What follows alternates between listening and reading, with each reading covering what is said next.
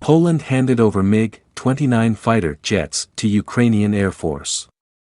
The Ministry of Defense of Poland handed over its MiG-29 fighter jets to the Ukrainian Air Force. Ukrainian pilots went to Poland to receive MiG-29 fighters, which Warsaw decided to transfer to the Ukrainian Air Force as assistance. The data on this subject was announced by the People's Deputy of Ukraine Galina Tretiakova.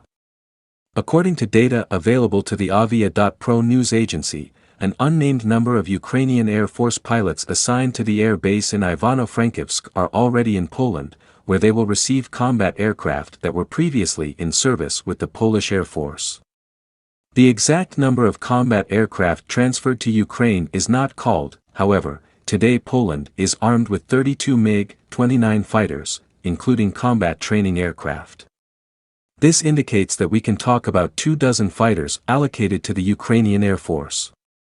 Such actions on the part of the Polish authorities are of great concern, since this is an attempt by NATO countries to directly interfere in the special military operation conducted by the Russian side in the Donbass.